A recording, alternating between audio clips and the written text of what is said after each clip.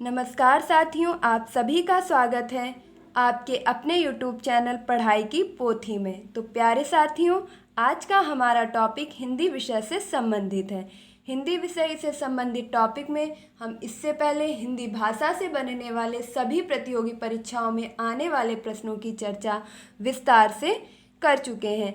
जिस वीडियो में आपको हिंदी भाषा का विकास किस प्रकार हुआ है और हिंदी भाषा का विकास किन किन अपभ्रंश से हुआ है और हिंदी भाषा की प्रमुख बोलियां कौन सी हैं, उपबोलियां कौन सी हैं, इनसे संबंधित सभी प्रश्न विस्तार से कर चुके हैं। उम्मीद करती हूं कि आप वो वीडियो देख चुके होंगे। अगर आपने वो वीडियो नहीं देखा है तो प्लीज़ वीडियो की प्लेलिस्ट में जा कर के उस वीडियो को देख लीजिए। ये रिक्वेस्ट मैं आपसे इसलिए कर रही हूँ क्योंकि आपकी तैयारी बेस से होती चली जाएगी। ऐसे बिखरे हुए क्रम में पढ़ाई करने से आधे से ज़्यादा चीज़ें अधूरी रह जाती हैं। तो किसी भी चीज़ को पढ़ने का सबसे बेहतर तरीका है क्रम से। तो सबसे पहले आप पढ़ चुके हैं हिंदी भाषा का विकास और अब हमारा नेक्स्ट टॉपिक है वर्णमाला। तो आइए और स्टार्ट करते हैं वर्णमाला। तो पहला प्रश्न हमारा यही है कि वर्णमाला किसे कहते हैं। तो प्यारे साथियों, हम सभी जानते हैं कि वर्णों के व्यवस्थित समूह को वर्णमाला कहते हैं। यहाँ व्यवस्थित से मेरा तात्पर्य है कि सभी वर्ण अपने क्रम और स्थान के अनुसार लिखे गए हों, जैसे कि का, खा, गा, घा, इस प्रकार से।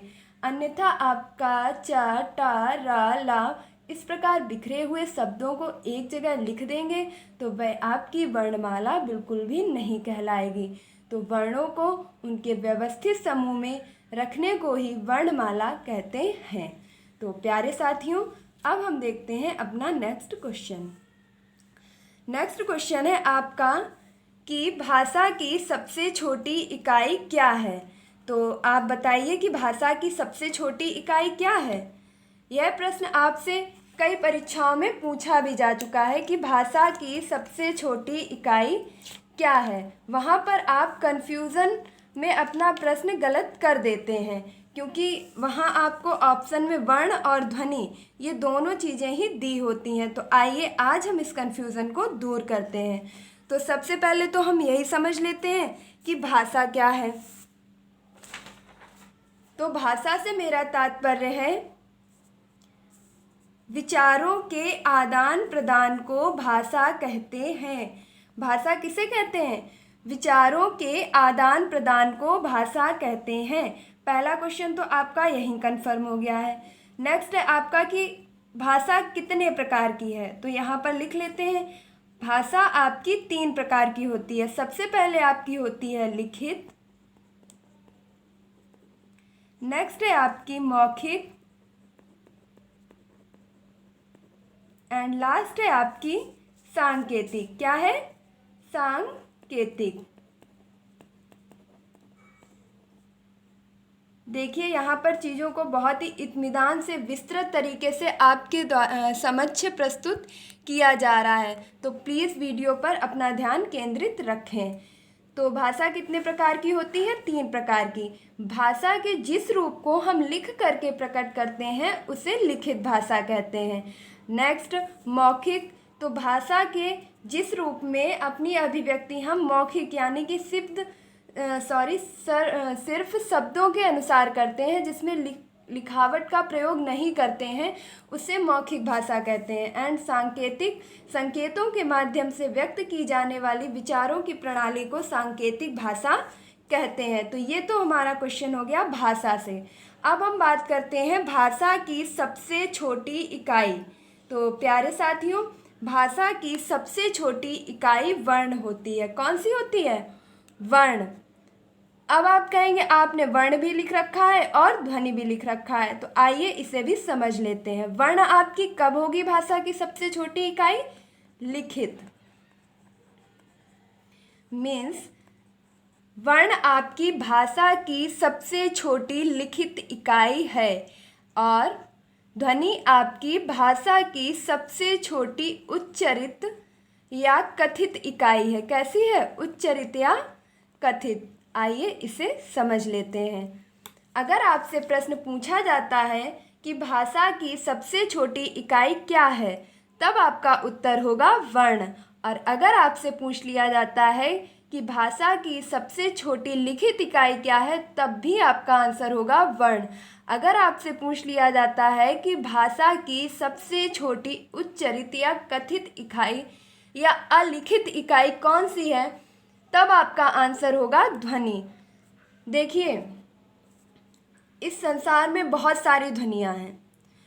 मेरी बात को बहुत ध्यान से सुनिएगा, क्योंकि ये छोटी छोटी चीज़ें आपको नहीं बताई जाती हैं, जिस वजह से आपका कन्फ्यूज़न हमेशा बना रहता है। तो अगर आपको अपना कन्फ्यूज़न दूर करना है तो चीज़ों की बारीकियों पर ध्यान दीजिए। अब हम यहाँ समझेंगे कि वर्ण और ध्वनि में अंतर क्या है। ऐसी बहुत सी ध्वनियाँ हैं हमारे संसार में जिन्हें लिखा नहीं जा सकता है, जिनको व्यक्त करने के लिए किसी भी लिपि का विकास नहीं हुआ है। उन भाषा को आप लिखित रूप में व्यक्त नहीं कर सकते हैं, वो ऐसी ध्वनियाँ हैं। और जिन ध्वनियों को आप लिख करके लिपि के माध्यम से, वर्णों के माध्यम से व्यक्त कर सकते हैं, वह आपके वर्ण कहलाते हैं। सीधी सी भाषा में समझ लीजिए कि जिन वर्णों को लिखित रूप में प्रकट नहीं कर सकते हैं, वह आपकी ध्वनि कहलाती हैं। और वे सभी ध्वनियाँ जो लिख करके प्रकट की जा सकती हैं, वह आपका वर्ण कहलाती हैं। आप समझ पा रहे होंगे। देखिए, मैं आपको यहाँ एक एग्जाम्पल देती हूँ। जैसे हमने आपसे कहा अ, तो आप अ लिख सकते हैं, क्योंकि अ लिखने की लिपि विकसित है। नेक्स्ट, अगर हम आपसे कहें, देखिए हम आपको एक ध्वनि करके दिखाते हैं और फिर हम आपसे पूछते हैं कि क्या आप इस ध्वनि को लिख सकते हैं। जैसे कि इस प्रकार की ध्वनि को आप क्या लिखेंगे? टा, का, चा, अणा क्या लिखेंगे? आप नहीं लिख सकते। ऐसे ही बहुत सारे पशु हैं, पक्षी हैं, जो विभिन्न प्रकार की ध्वनियाँ करते हैं, लेकिन जिन्हें लिखना संभव नहीं है। तो वे सभी ध्वनियाँ जिनको लिखावट के आधार पर, लिपि के आधार पर व्यक्त नहीं किया जा सकता है, उन्हें ध्वनि कहते हैं। देखिए, मैं इस प्रश्न पर अगर समय ले रही हूँ तो इसका मतलब है कि यह प्रश्न आपकी परीक्षा की दृष्टि से अति महत्वपूर्ण है। तो कृपया वीडियो को स्किप किए बिना ध्यान से व्याख्या पर अपना पूरा ध्यान केंद्रित कीजिए, क्योंकि जब आपसे परीक्षा में प्रश्न पूछा जाएगा तो आप वर्ण और ध्वनि में इतना कन्फ्यूज़न क्रिएट कर लेंगे कि आपका क्वेश्चन मोस्टली गलत हो जाएगा। तो उम्मीद करती हूँ कि आप मेरे इस व्याख्या से अपने कन्फ्यूज़न को दूर कर पाएंगे कि भाषा की वह सभी लिखित इकाइयाँ जिन्हें लेखन के द्वारा व्यक्त किया जा सकता है, वर्ण कहलाती हैं। अन्यथा आपका है कि ध्वनि, तो वह सभी ध्वनियाँ जिन्हें लिखावट या लेखन के आधार पर व्यक्त नहीं किया जा सकता है, वह आपकी ध्वनि कहलाती हैं। तो भाषा की सबसे छोटी इकाई क्या है? वर्ण। लिखित इकाई क्या है? वर्ण। अगर आपसे स्पष्ट रूप से ये प्रश्न में जिक्र किया जाता है कि भाषा की सबसे छोटी कथित या उच्चरित इकाई क्या है, तब आपका आंसर होगा ध्वनि। अन्यथा आप सभी स्थिति में अपना उत्तर वर्ण को ही टिक करेंगे। तो उम्मीद करती हूँ कि आप इस प्रश्न को आसानी से समझ पाए होंगे। अगर किसी प्रकार का कन्फ्यूज़न है तो आप कमेंट बॉक्स में पूछ सकते हैं। आइए देखते हैं अपना नेक्स्ट क्वेश्चन। देखिए, ये टॉपिक आपकी परीक्षा की दृष्टि से रामबाण है। ये समझ लीजिए, आपके सिलेक्शन में जो आप 1-2 नंबर से रह जाते हैं, ये आपका रामबाण वीडियो है। तो इसे बहुत ध्यान से समझिएगा। ये मत सोचिएगा कि नहीं बहुत टाइम लग रहा है तो और किसी यूट्यूब पे जा कर के इसे फटाफट देख लेते हैं कि कितने वर्ण हैं, कितनी ध्वनियाँ हैं, क्या है। इस प्रकार से देखते रहेंगे और दिमाग से निकलता रहेगा। बेहतर है कि एक बार समझिए, कॉन्सेप्ट क्लियर कीजिए। तो अब हम देखते हैं वर्णमाला में कुल वर्णों की संख्या। तो प्यारे साथियों, वर्णमाला में कुल उच्चारण के आधार पर 44 वर्ण है। देखिए, वर्णमाला में कुल वर्णों की संख्या को 2 प्रकार से बांटा गया है। किस प्रकार से बांटा गया है? 2 प्रकार से। पहला आ जाता है आपका उच्चारण के आधार पर। तो उच्चारण के आधार पर आपके 44 वर्ण होते हैं। इन 44 वर्णों में आपके कितने स्वर होते हैं, कितने व्यंजन होते हैं, आइए इनका विश्लेषण करते हैं। तो उच्चारण के आधार पर 44 वर्ण होते हैं, जिनमें आपके 11 स्वर और 33 व्यंजन होते हैं। तो आपके इनमें से कौन से 11 स्वर होते हैं? आ इ उ ऊ ऋ ऋषि ए ऐ ओ औ। यहाँ पर आपके ये 11 स्वर होते हैं आ से लेकर के औ तक। तो उच्चारण के आधार पर आपके 11 स्वर होते हैं और 33 व्यंजन। व्यंजनों में क्या क्या आता है? का से लेकर के माँ तक, इन्हें आप स्पर्श व्यंजन भी बोलते हैं। फिर आते हैं आपके अंतस्थ, यानी कि या, रा, ला और वा। देखिए ये अंतस्थ क्या है, ऊष्म क्या है, स्पर्श क्या है, इनके विषय में आप परेशान बिल्कुल भी मत होइए, क्योंकि जब आपको व्यंजन टॉपिक का विश्लेषण किया जाएगा उसमें आपको ये सब बता दिया जाएगा कि अंतस्थ वर्ण किन्हें कहते हैं, ऊष्म वर्ण किन्हें कहते हैं। तो अभी आप सिर्फ इनकी संख्या पर ध्यान दीजिए कि उच्चारण के आधार पर 33 वर्ण होते हैं। फिर भी मैं आपको कुछ मुख्य बातों के रूप में बता देती हूँ। ऊष्म होते हैं आपके श, स, सा और हा। तो इस प्रकार से आपके का से लेकर माँ तक 25 स्पर्श वर्ण होते हैं। अंतस्थ या, रा, ला, वा 4 यह होते हैं और ऊष्म सा, सा, हा 4 वर्ण यह होते हैं। तो ये आपके कुल मिलाकर के 33 व्यंजन होते हैं। तो उच्चारण के आधार पर आपके कुल 44 वर्ण होते हैं, जिनमें से आपके 11 स्वर होते हैं और 33 व्यंजन होते हैं। अब देखते हैं अपना नेक्स्ट विभाजन, यानी कि लेखन के आधार पर। तो लेखन के आधार पर आपकी वर्णमाला में कुल 52 वर्ण होते हैं। कितने वर्ण होते हैं? 52। देखिए चीज़ों को दोहराते चलिए, एक बार फिर से देख लीजिए। वर्णों के व्यवस्थित समूह को वर्णमाला कहते हैं। भाषा की सबसे छोटी इकाई, लिखित इकाई कौन सी है? वर्ण है। भाषा की सबसे छोटी उच्चरित या कथित इकाई ध्वनि है। भाषा 3 प्रकार की होती है, लिखित, मौखिक, सांकेतिक। वर्णमाला में कुल वर्णों की संख्या को 2 प्रकार से बांटा गया है। उच्चारण के आधार पर आपके 44 वर्ण होते हैं और इनमें से 11 आपके स्वर होते हैं और 33 आपके व्यंजन होते हैं। कौन कौन से व्यंजन होते हैं? स्पर्श व्यंजन यानी कि का से लेकर के माँ तक, अंतस्थ यानी कि या, रा, ला और वा, ऊष्म आपके सा और हा। तो इन सभी वर्णों को अगर काउंट किया जाता है तब आपके 44 वर्ण उच्चारण के आधार पर होते हैं। अब देखते हैं लेखन के आधार पर। लेखन के आधार पर आपके 52 वर्ण होते हैं। इन 52 अक्षरों में आपके 13 स्वर होते हैं। कितने स्वर होते हैं? 13 स्वर। देखिए अंतर समझते चलिए। उच्चारण के आधार पर आपके 11 स्वर थे, जबकि यहाँ लेखन के आधार पर आपके 13 स्वर हो गए हैं। कितने स्वर हो गए हैं? 13। और कितने व्यंजन बताए गए हैं? 39 व्यंजन। कितने व्यंजन बताए गए हैं? 39। एक बार इन्हें भी देख लेते हैं। तो ऊपर आपके आ से लेकर के अ तक के स्वरों को जोड़ा गया था। अब यहाँ पर आपके ये जो 2 स्वर बढ़ जाते हैं वो आपके होते हैं अयोगवाह। इन्हें क्या कहते हैं? अयोगवाह। ये आपके कौन से होते हैं? अंग और आहा। तो 13 स्वरों में आपके आ से लेकर के अ तक यह 11 स्वर और 2 स्वर आपके अयोगवाह यानी कि अंग और आहा को भी जोड़ लिया जाता है। इस प्रकार आपके लेखन के आधार पर 13 स्वर होते हैं। अगला है आपका व्यंजन। तो व्यंजन आपके 39 होते हैं। कौन कौन से होते हैं? का से लेकर के माँ तक ये सभी आपके स्पर्श व्यंजन।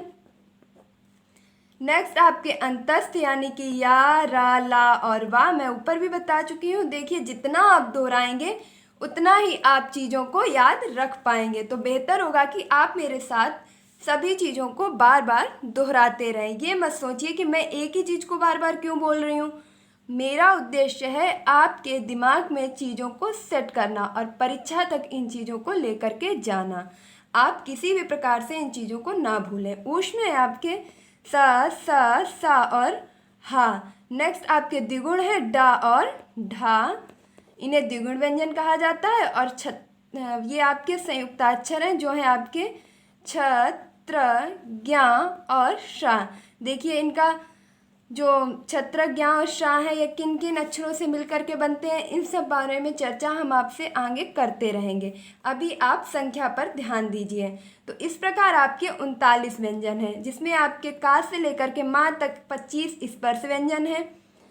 अंतस्थ आपके 4 हैं, ऊष्म आपके 4 हैं, द्विगुण आपके 2 हैं और संयुक्ताक्षर आपके 4 हैं। इन सभी को काउंट करने पर आपके कुल 39 व्यंजन बनते हैं और 39 और 13 को जोड़ने पर आपके लेखन के आधार पर कुल 52 वर्ण हैं। कितने वर्ण हैं? 52 वर्ण।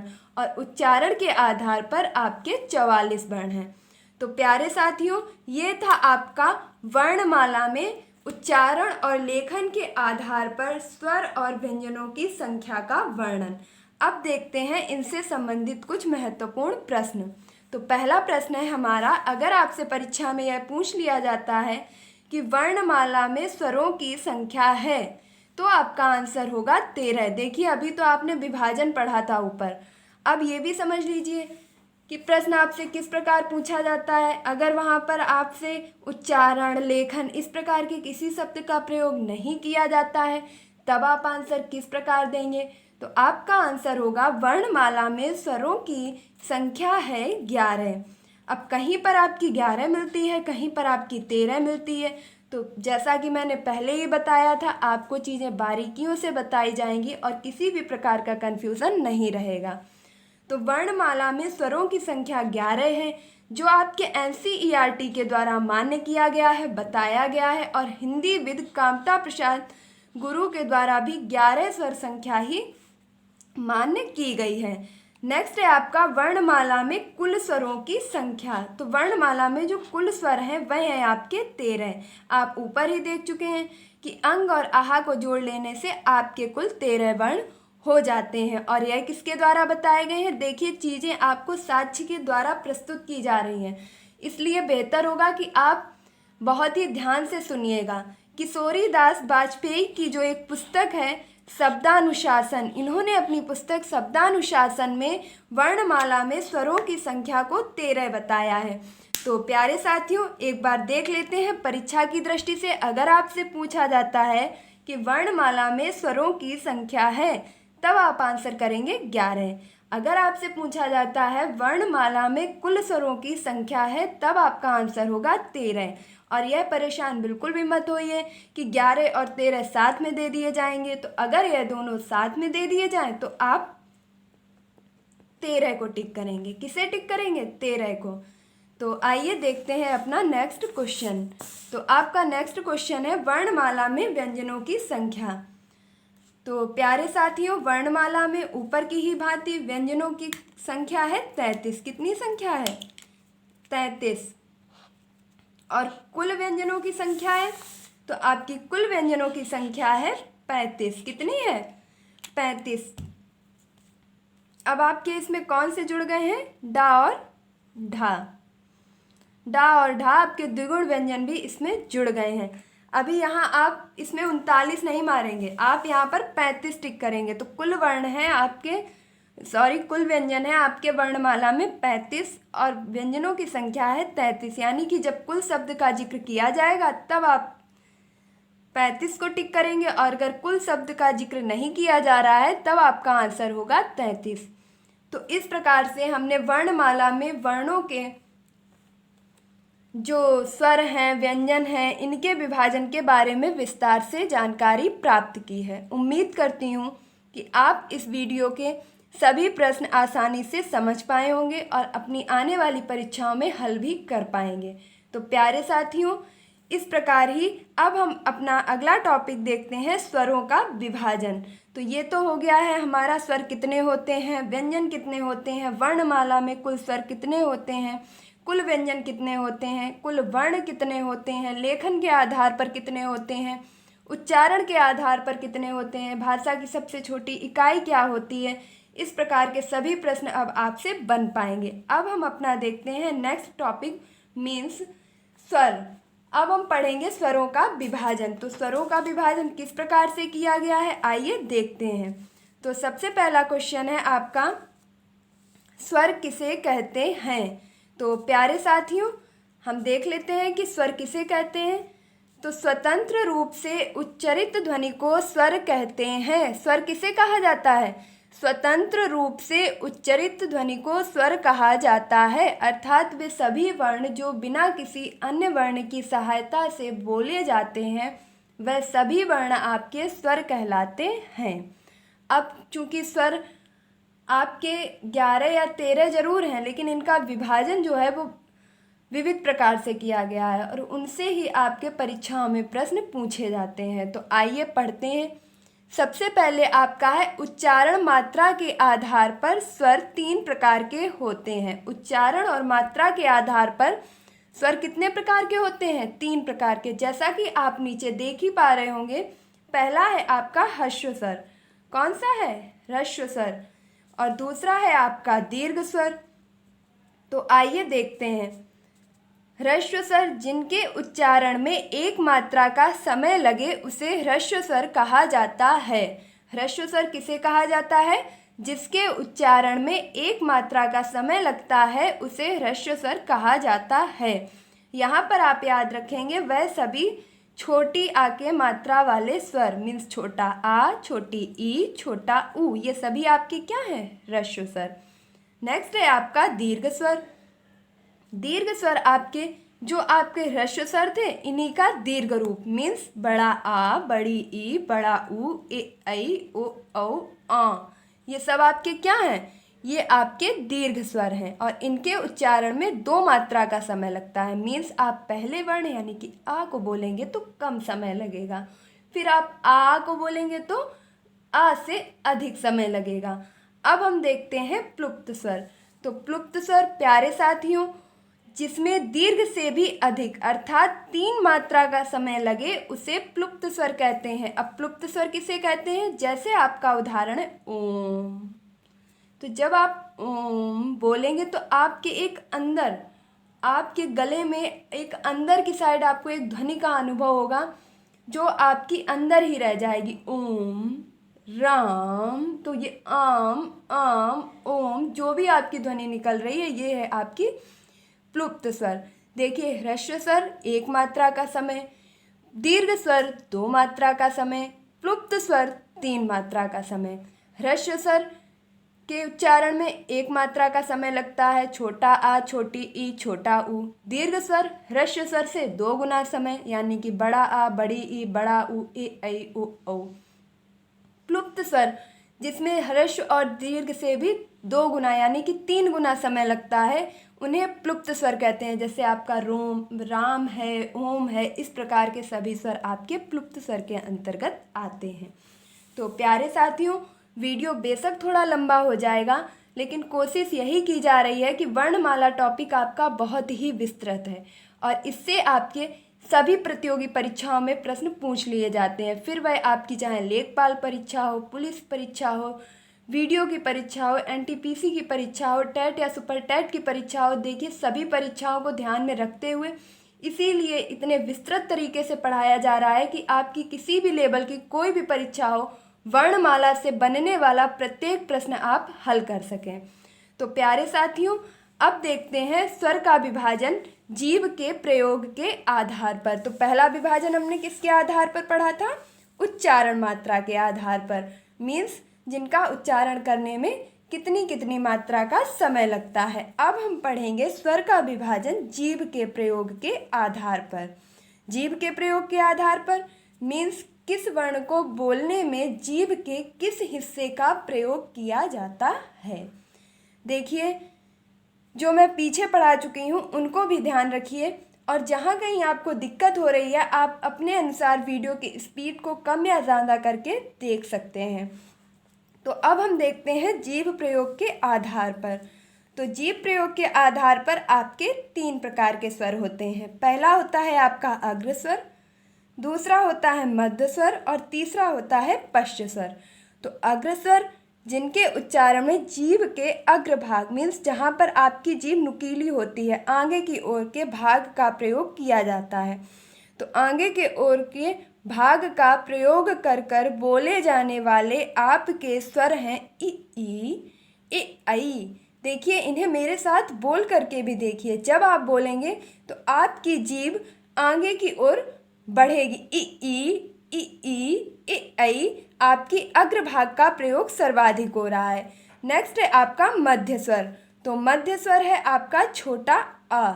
जब आप छोटा अ बोलेंगे तो आपके जीभ के मध्य भाग पर दबाव पड़ेगा। एंड लास्ट है आपका पश्च स्वर। तो पश्च स्वर किसे कहते हैं? बड़ा आ, बड़ा ऊ, छोटा ऊ, ओ, औ और तो इस प्रकार आप समझ सकते हैं। मैं इसे सरलता से बता सकती हूँ। आप मेरे साथ बोलिए, अग्र अग्र इ ए अग्र अग्र इ ए मध्य आ, मध्य आ, मध्य आ। या आप बोल सकते हैं मध्य मध्य आ, अग्र अग्र इ ए, मध्य मध्य आ, अग्र अग्र इ ए, मध्य मध्य आ, अग्र अग्र इ ए। देखिए, मैं पूरा प्रयास कर रही हूँ कि आप चीज़ों को समझ सकें, तो प्लीज़ आप भी थोड़ी सी मेहनत मेरे साथ कीजिए। मैं आपके लिए बहुत कुछ कर रही हूँ, आप बस मेरे लिए कुछ ही कीजिए और इस वीडियो को ज़्यादा से ज़्यादा शेयर कीजिए और रिवाइज कीजिए मेरे साथ। तो एक बार फिर से बोलिए, मध्य मध्य आ, अग्र अग्र इ ए, मध्य मध्य आ, अग्र अग्र इ ए। इस प्रकार आपके ये दोनों प्रकार के वर्णन कंप्लीट हो जाएंगे। जैसे अग्र स्वर से आप क्या बोलते हैं, इ ए, मध्य मध्य आ, यानी कि छोटा आ जो आपका है वह एकमात्र स्वर है जो जीभ के मध्य भाग से बोला जाता है। अब जब आप दो चीज़ों को याद कर लेंगे कि मध्य मध्य आ, अग्र अग्र इ, मध्य मध्य आ, अग्र अग्र इ, मीन्स आपके बचे हुए सारे स्वर किस में चले जाएंगे, पश्च स्वर में। तो उम्मीद करती हूँ आप जीभ के प्रयोग के आधार पर बनने वाला प्रश्न अब किसी भी परीक्षा में गलत नहीं करेंगे। मध्य मध्य आ, अग्र अग्र इ ए। देखिए, मैं चीज़ों को रिवाइज करवा रही हूँ, आप भी मेरे साथ बोलते रहिए। तो आइए अब देखते हैं मुख के आधार पर स्वरों का विभाजन। तो मुख के आधार पर स्वर का विभाजन कितने प्रकार से किया गया है? तो मुख के आधार पर आपके स्वरों का विभाजन 4 प्रकार से किया गया है। कितने प्रकार से किया गया है? 4 प्रकार से। देखिए, पहला आपका विभाजन किसके आधार पर किया गया था? मात्रा या उच्चारण के आधार पर। दूसरा विभाजन था आपका जीभ के आधार पर। अब यह तीसरा विभाजन है आपका मुख द्वार के आधार पर। तो मुख द्वार के आधार पर आपके 4 प्रकार के स्वर बताए गए हैं। तो 4 प्रकार के स्वर आपके कौन कौन से हैं? पहला है आपका विव्रत स्वर। कौन सा है? विव्रत स्वर मीन्स जिसमें आपका पूरा मुख द्वार खुले। कितना मुख द्वार खुले? पूरा। तो एक ही ऐसा वर्ण है, कौन सा है? बड़ा आ। बोल कर देखिए, आ। जब आप आ बोलेंगे तो आपका पूरा मुंह खुल जाएगा। कैसा खुल जाएगा? डिब्बे की तरह बड़ा मुंह खुलेगा। बोल करके देखिए, हम ही बोलते रहेंगे, चिल्लाते रहेंगे तो हमको तो आती है और भी आने लगेगी वर्णमाला, और आपका क्या होगा? फिर वहाँ डिब्बे जैसा मुंह फैलेगा, समझ में कुछ नहीं आएगा। इसलिए अभी अच्छे से समझ लीजिए, परीक्षाएं बिल्कुल नज़दीक आ गई हैं। ये समय नहीं बचा है कि आप बार बार चीज़ों को रिवाइज करते रहेंगे। बेहतर होगा कि साथ ही साथ आप सीखते चलिए। तो विव्रत स्वर है आपका बड़ा आ।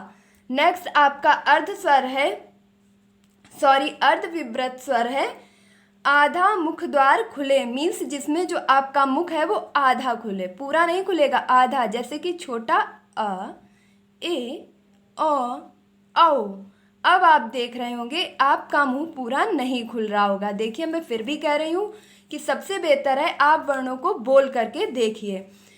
एंड आपका है समृत स्वर। तो समृत स्वर है आपके मुख द्वार लगभग बंद। कैसा? लगभग बंद, पूरी तरीके से नहीं बंद होगा, लगभग बंद। तो इसमें होंगे आपके ई उ ऊ। आप बोल करके देखिए, ई उ ऊ। आपके जो होंठ हैं वो आगे से खुल रहे होंगे और पूरे पीछे से बंद होकर दोनों साइड से चिपक रहे होंगे। आगे की तरफ आपका थोड़े से होंठ खुल रहे होंगे और आपका मुंह लगभग पूरा बंद होगा। फिर एक बार बोल के देखिए, ई उ ऊ। अब आप देखते हैं अर्ध समृत स्वर।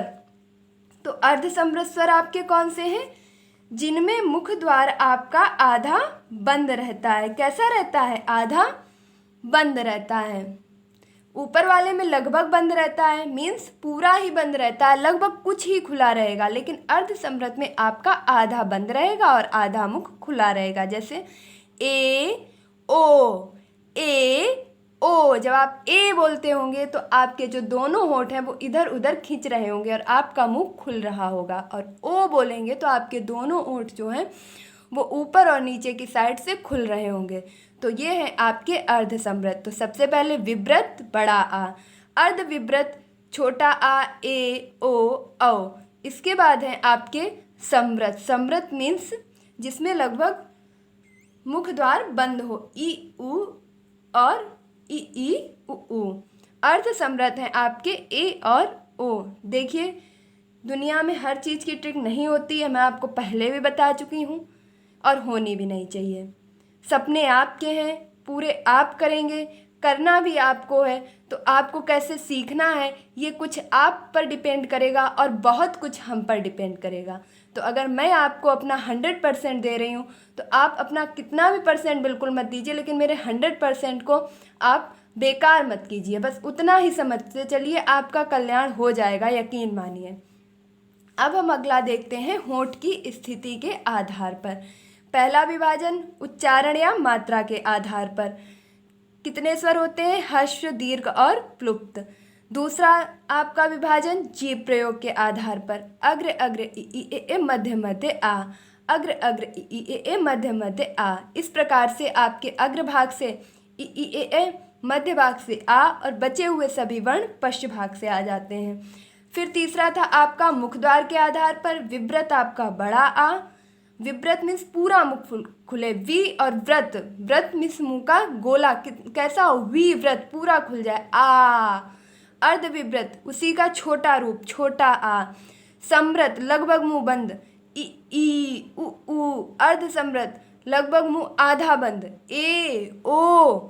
इस प्रकार आप समझ सकते हैं। अगला विभाजन है होंठ स्थिति के आधार पर। देखिए, वीडियो लंबा जरूर हो रहा है, मैं मानती हूँ, लेकिन आप यकीन कीजिए, इसे पढ़ने के बाद आपको वर्णमाला से संबंधित किसी भी प्रकार का कन्फ्यूज़न नहीं रह जाएगा। तो प्लीज़ थोड़ा सपोर्ट कीजिए और मेरे साथ वीडियो में बने रहिए। तो ओंठ स्थिति के आधार पर आपके स्वर दो प्रकार के होते हैं। कौन कौन से होते हैं? एक आपके होते हैं अवृतमुखी और दूसरे आपके होते हैं व्रतमुखी। तो अवृतमुखी आपके होते हैं ओंठ गोलाकार नहीं होते, मीन्स ऐसे स्वर जिनका उच्चारण करने पर आपके जो होंठ हैं उनकी स्थिति गोल बिल्कुल भी नहीं होगी। तो एक बार बोल के देख लीजिए, आ ई ए आई। देखिए, इससे सरल तो कुछ हो ही नहीं सकता है।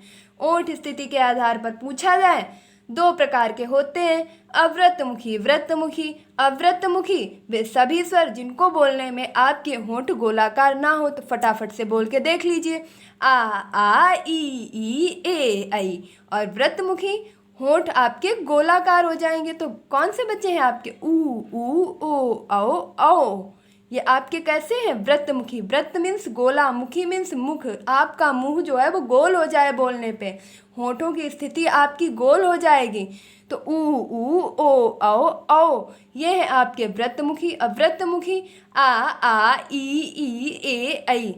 देखिए, मैं अपनी पूरी कोशिश कर रही हूँ कि आप अच्छे से समझ सकें। तो आपका कार्य है इसका सहयोग करना कि आप मेरे साथ बने रहें और वीडियो को अंत तक देखें। अगला है आपका घोषत्व के आधार पर।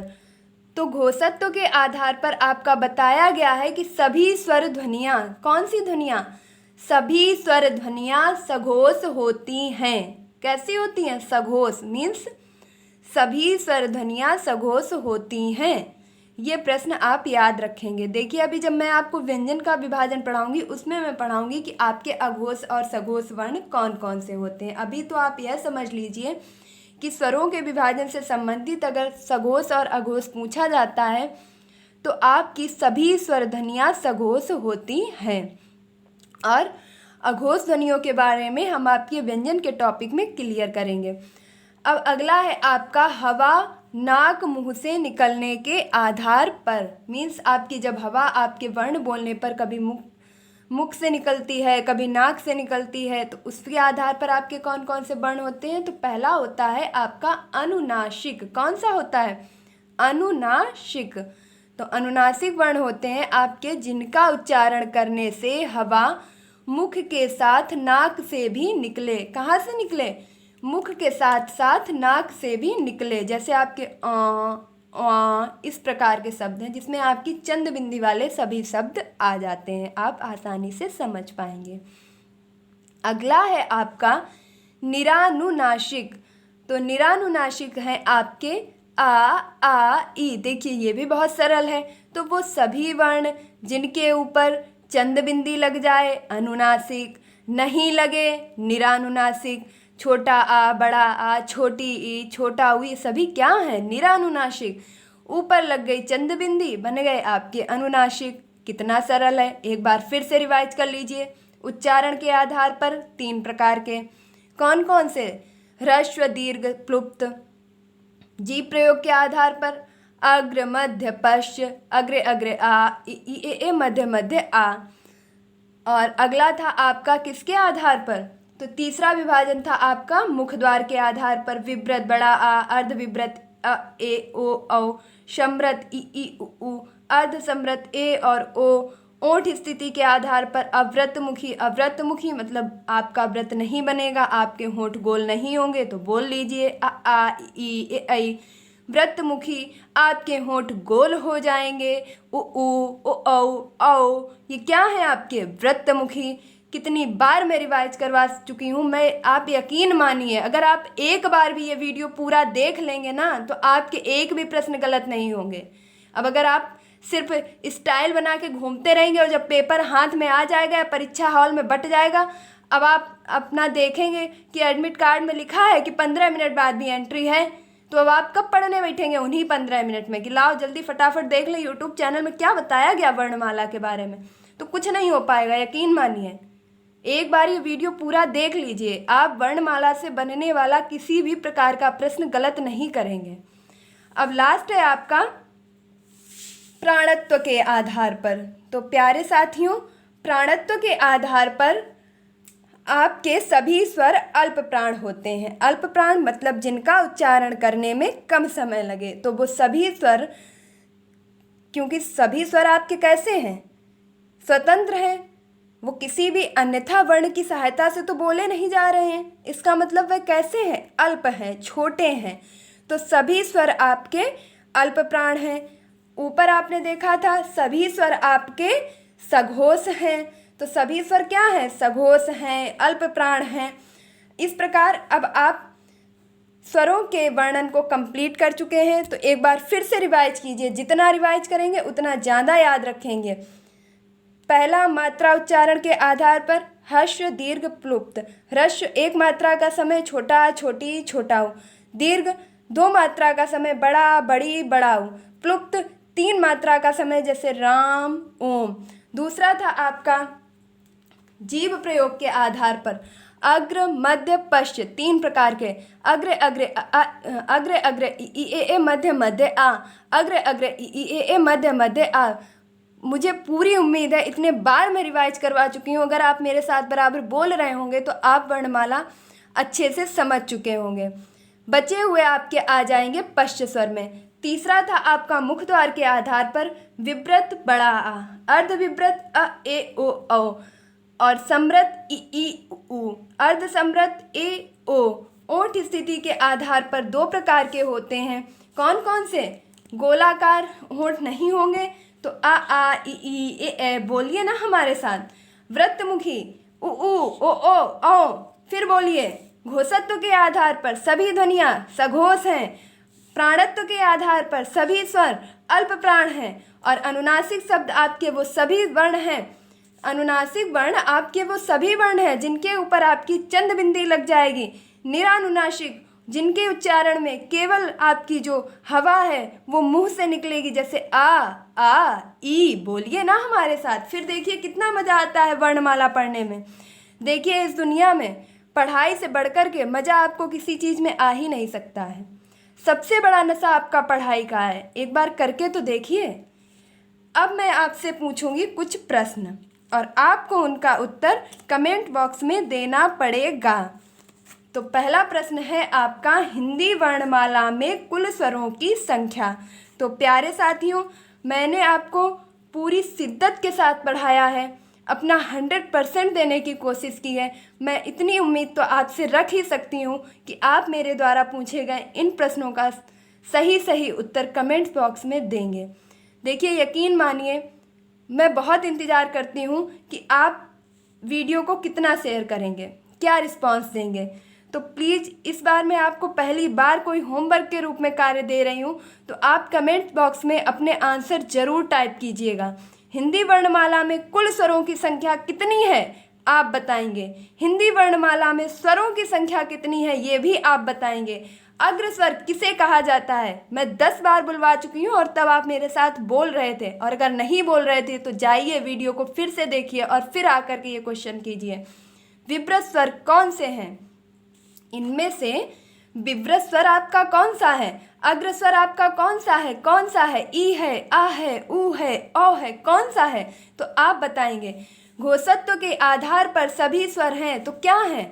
घोषत्व के आधार पर आपके सभी स्वर सघोष हैं, अघोष हैं, या सघोष या अघोष दोनों हैं, या इनमें से कोई नहीं है। तो प्यारे साथियों, अगर आपको मेरे द्वारा पढ़ाया गया यह वीडियो जरा सा भी हेल्पफुल लगता है तो प्लीज़ इस वीडियो को ज़्यादा से ज़्यादा शेयर कीजिए। यकीन मानिए, वर्णमाला टॉपिक आपको इतनी बारीकियों के साथ समझाया गया है कि अब आप इससे बनने वाला प्रत्येक क्वेश्चन आसानी से कर पाएंगे, और आप फटाफट कमेंट बॉक्स में इन 5 प्रश्नों के उत्तर टाइप कर दीजिए। मिलते हैं अपने नेक्स्ट वीडियो यानी कि व्यंजनों के विभाजन से संबंधित वीडियो लेकर के मैं आपके सामने जल्द ही उपस्थित होंगी। और अगर मेरे द्वारा प्रोवाइड किए जाने वाले वीडियो में किसी प्रकार का अधिक समय लग जाता है तो उसके लिए मैं क्षमा प्रार्थी हूँ, क्योंकि मैं अपने सारे वीडियोस का कंटेंट से लेकर के, राइटिंग से लेकर के, वीडियो रिकॉर्ड करने से लेकर के सारा काम खुद ही करती हूँ। तो आप समझ सकते हैं कि मैं आपके कमेंट्स भी ज़्यादा नहीं रीड कर पाती हूँ और आपको धन्यवाद भी एक एक करके नहीं बोल पाती हूँ। तो मैं अपने इस प्लेटफॉर्म के माध्यम से अपने सभी सब्सक्राइबर्स, सभी व्यूवर्स को दिल से आभार व्यक्त करती हूँ, जिन्होंने इस प्लेटफॉर्म को इतने कम समय में इतनी अधिक ऊंचाइयों तक पहुँचाया। और उम्मीद करती हूँ कि आप अपना यह प्यार, विश्वास और भरोसा इस प्लेटफॉर्म के प्रति हमेशा बनाए रखेंगे। तो प्यारे साथियों, अपने इस परिवार को आगे से आगे तक ले जाइए और जल्दी से जल्दी अपने सब्सक्राइबर्स बढ़ाइए। तो अब आपसे मिलूंगी अपने नेक्स्ट टॉपिक में। तब तक के लिए आप इस वीडियो को रिवाइज करते रहिए, और जब मैं आपके सामने व्यंजन टॉपिक ले करके आऊँ तब तक आपका स्वरों से संबंधित विभाजन कंप्लीट हो जाना चाहिए। तो जैसे ही आप ये वीडियो देखते हैं, देखने के बाद आप इन 5 प्रश्नों के उत्तर कमेंट बॉक्स में देंगे, और जो भी विद्यार्थी टेट, सुपर टेट और KVS PRT जैसी परीक्षाओं या BEd और DLED जैसी परीक्षाओं से संबंधित हैं वो अपना विषय और अपना जो परीक्षा है उसे कमेंट बॉक्स में बताएं। मैं आपको ध्यान में रखते हुए सभी वीडियोस कम समय में उपलब्ध कराती रहूँगी। तो ये थी एक छोटी सी कोशिश वर्णमाला के संबंध में। उम्मीद करती हूँ कि आप बेहतर तरीके से समझ पाए होंगे। तो प्यारे साथियों, इसी प्रकार भरोसा बनाए रखें, वीडियो को ज़्यादा से ज़्यादा शेयर करें, अपने परिवार को बढ़ाएं और इसी प्रकार पढ़ाई में निरंतरता बनाए रखें। तब तक के लिए खुश रहिए, मस्त रहिए और पढ़ाई में निरंतरता बनाए रखिए। धन्यवाद।